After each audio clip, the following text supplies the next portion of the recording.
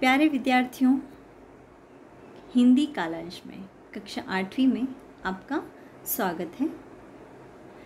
आज हम आपकी वसंत पाठ्यपुस्तिका भाग 3 का पाठ 15 पढ़ेंगे, जिसका नाम है सूरदास के पद और इसके कवि हैं सूरदास जी।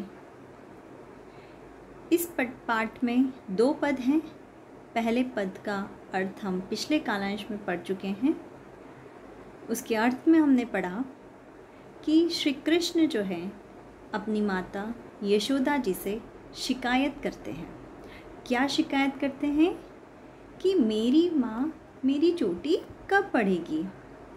तुम तो कहती थी कि दूध पीने से मेरी जो बाल हैं, मेरी जो चोटी है, वह बलराम भैया, जो कि उनके बड़े भाई थे, बलराम भैया की चोटी के समान मोटी और लंबी चोटी हो जाएगी।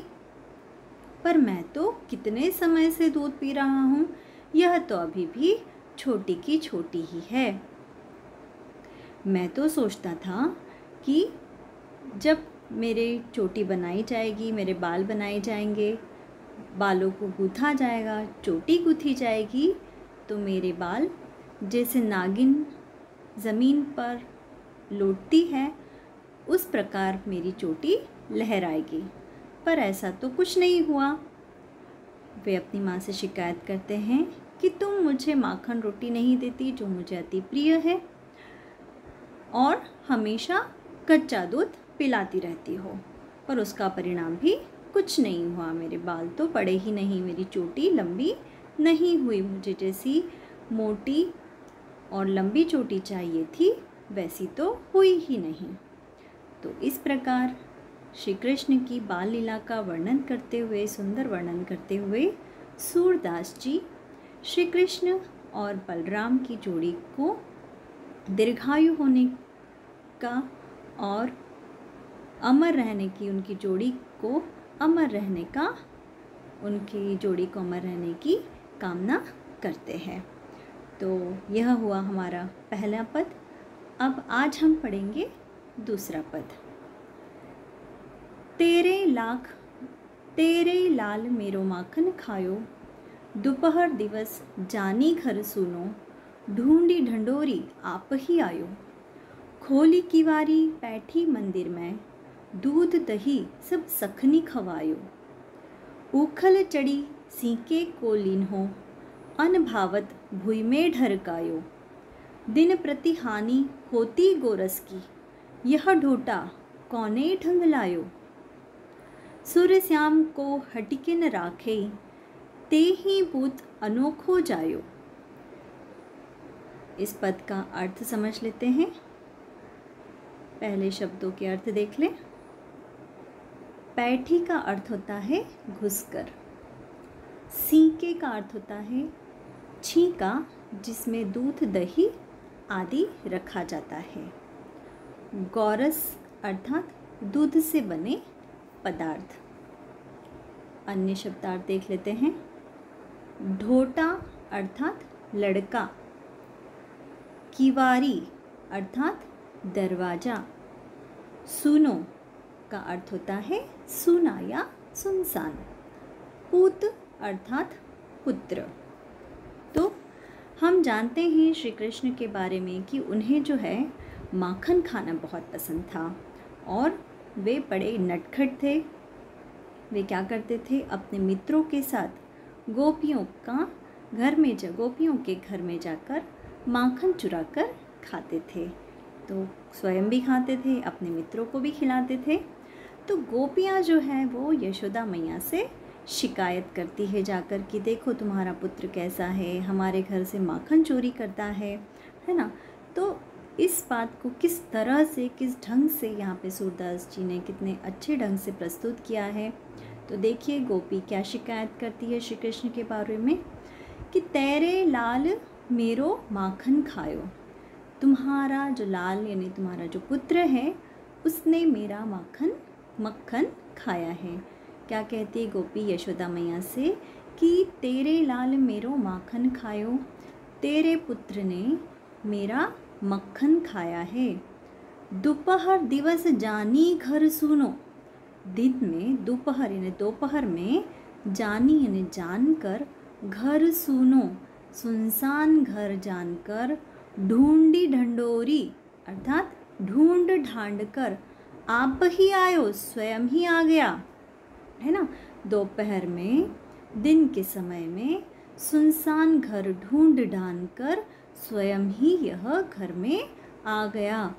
खोली किवारी दरवाज़ा खुला देखकर, पैठी मंदिर में, पैठी अर्थात घुस गया, मंदिर मतलब घर या कमरा। तो खुला दरवाज़ा देखकर घर में घुसकर, दूध दही सब सखनी खवायो, दूध दही सब सखनी अर्थात अपने मित्रों को, अपने सखाओं को खिलाया। तो 2 लाइनों का अर्थ देखिए। दोपहर दिवस जानी घर सूनो, ढूंढी ढंडोरी आप ही आयो, खोली किवारी पैठी मंदिर में, दूध दही सब सखनी खवायो। कि दिन में दोपहर के समय ढूंढ डांड कर, सुनसान घर देखकर यह स्वयं ही आया और दरवाज़ा खोलकर, कमरे में घुसकर दूध दही सब अपने मित्रों को खिलाया। उखल चढ़ी सीके को लीन हो, उखल यानी ओखली, चढ़ी यानी चढ़कर, सीके को लीन हो। सीका क्या क्या होता है? ये छीका जो ऊपर की तरफ बंधा होता है, जिसमें खाद्य सामग्री नीचे जानवरों से बचने के लिए, उनसे बचाने के लिए गांव में रखे जाते हैं। तो वो सीके को लीनो, सीके को लिया, अन्न भावत भुई में ढरकायो, अन्न भावत जो पसंद नहीं आया, भुई अर्थात ज़मीन पर, मैं ढरकायो, ढरकायो ने गिरा दिया, जो पसंद नहीं आया उसे ज़मीन पर गिरा दिया। ओखली पे चढ़ के, सीके को लेकर, जो पसंद नहीं आया वह नीचे गिरा दिया। दिन प्रति हानि होती गोरस की, दिन प्रति, प्रति ने रोज़, हर, प्रति ने हर दिन, हानि ने नुकसान, होती गोरस की जिसके कारण रोज़ क्या होता है? गोरस अर्थात दूध से बने पदार्थ। तो दूध दही की क्या होती है? हानि होती है, नुकसान होता है। यह ढोटा कौने ढंगलायो, ढोटा अर्थात लड़का, कौने यानी कौन से तरीके, ढंग यानी तरीका, यह तुम्हारे लड़के का क्या तरीका है, यह कैसा करता है। सूर्य श्याम को हटकी न राखे, ते ही पूत अनोखो जायो। सूर्य ने सूरदास जी, श्याम ने श्री कृष्ण, हटी के अलग, न राखे ते ही पूत यानी पुत्र, अनोखो यानी अनोखा सबसे अलग, जायो अर्थात जन्म दिया है। तो वो क्या कह रही है कि तुम्हारा बेटा ओखली पर चढ़कर, सीके को निकाल कर दूध दही खाता है, दोस्तों को खिलाता है।